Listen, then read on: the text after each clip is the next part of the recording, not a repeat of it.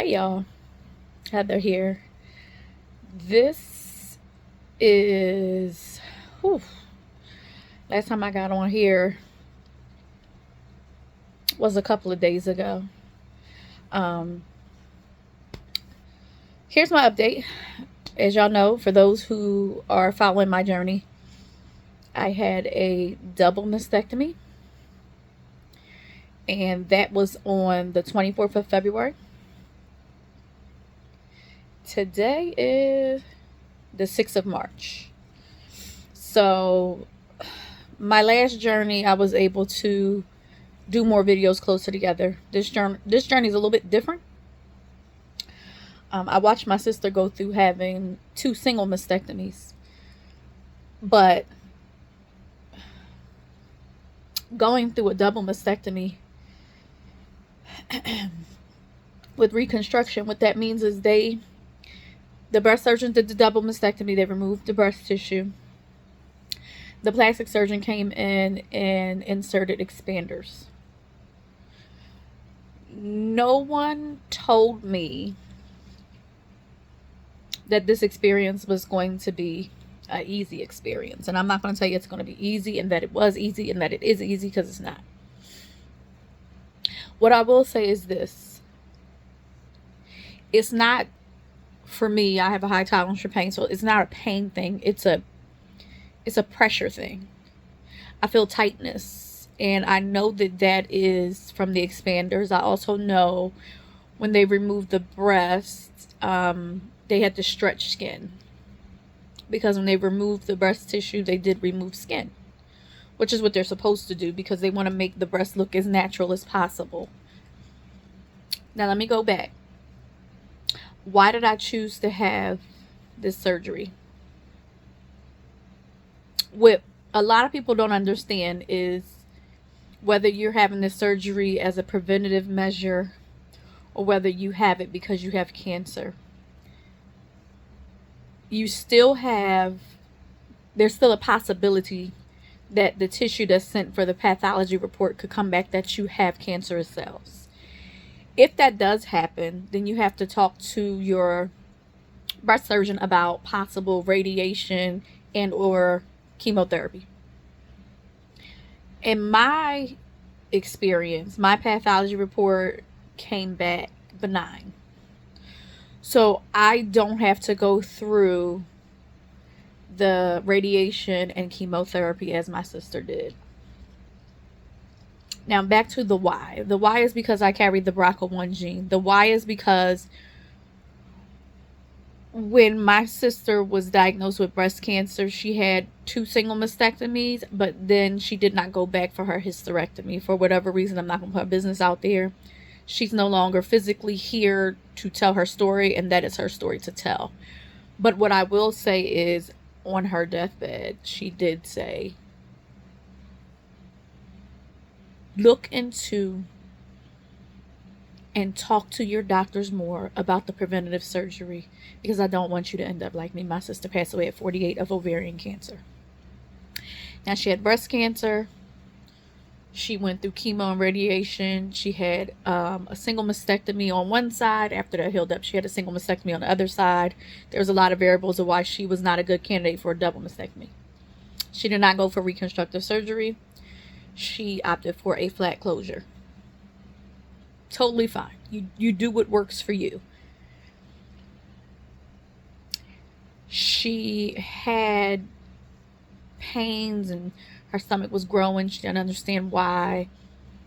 She went to the doctors. They diagnosed her with ovarian cancer. She died about 3 months after. I share this to say this. There's a lot of advances in medicine when it comes to breast cancer, but there's not a lot of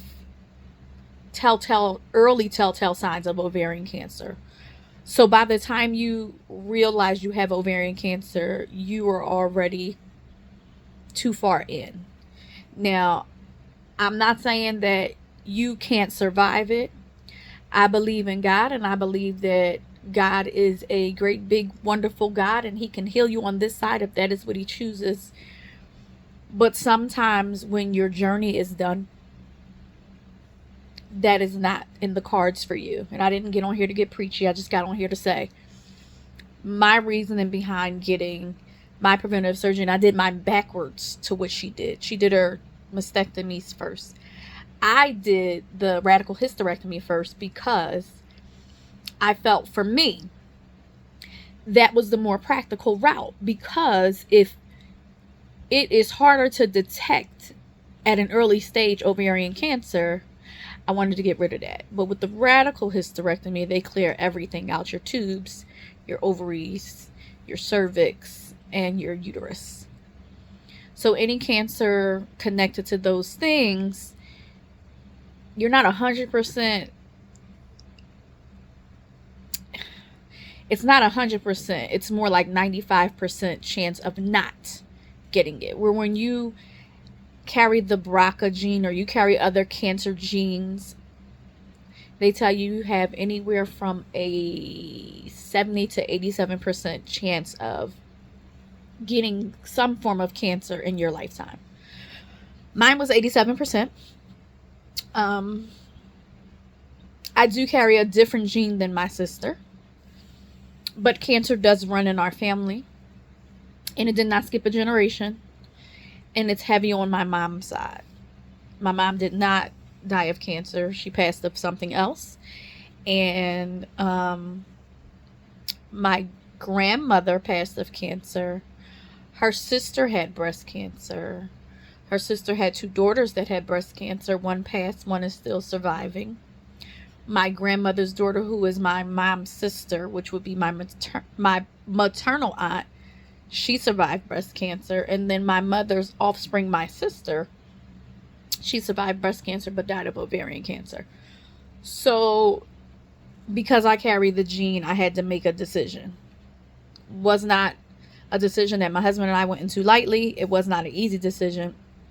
Nonetheless, it was my decision. Now, today is the 6th. So from the 24th to the 6th, I'm 10 days post-op. How am I feeling? Okay, first of all, the drains were something else.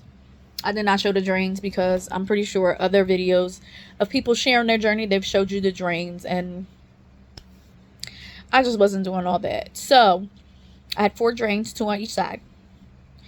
And you have to be very careful with the drains, but the hospital does give you a special bra where there's holes for your drains. So I went to get my drains removed this past Monday. And it wasn't bad, but they do stitches so that the drain stays. So when he was removing the stitches on the right side, I could feel like a pinching, and that was because there was a little bit of swelling over there. But on my left side, I didn't feel him taking the stitches out or him removing the drains. They didn't feel like they were that deep. But I actually have a great surgeon who has great bedside manner, so he knew how to have a conversation with my husband and I to kind of keep me distracted. What I will tell you is I do feel the tenderness now. I do feel a little bit of, they call it spasms, right? And again, I have a high tolerance for pain, but I'm just sharing my experience, which is different from everyone else's.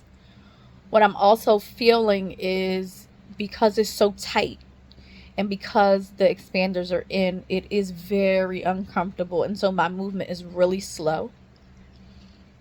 This upcoming Monday, they're removing the stitches, but on the 16th of April, I'm doing the transfer from expanders to whichever implant we decide, whether it's saline or, I'm not really well versed on the types of implants, but on Monday, that's something that we will discuss as well. I do know when they put the expanders in, they do inject the expanders, excuse me, and you are also able to determine, prior to the surgery, what size you want to be. So, looking forward, I have to extend my leave of absence from work, which is fine.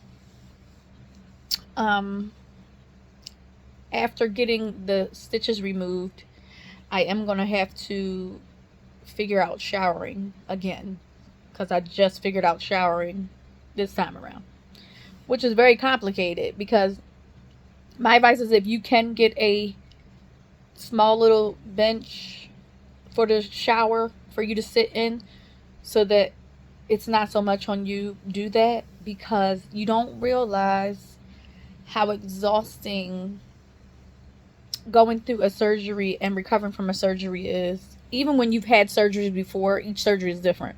So this one, I feel a little bit more exhausted than I did in the last one.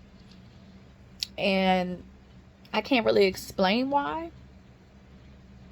but that is my experience. So I just want to encourage you guys that if you know you have a family history, talk to your PCP about a referral to get genetic testing. Genetic testing is free for those who have a family history. It's better to know than not to know. You want to be in the know, because you want to actually get in front of things before they happen. Because a lot more is preventable than we think. Excuse my appearance. I am dry, ashy. I need to do my skincare routine, which is rough because the pressure of lifting your arms. I also need to wash my hair. I want it to braid it. I'm going to get my niece to help me with that. Yeah. So again, please get genetic testing. Please know your history. And if you need to make decisions, please get all the information you can to make an informed decision that works for you and your family. If you guys have any questions or concerns, you can leave it in the comments and I will try to get back to you. I don't know when the next time I'm going to get on here, but between now and then, I hope you guys have a great rest of your day and have a wonderful weekend. And don't forget, if you're on my YouTube, like, comment, share, and subscribe. Bye.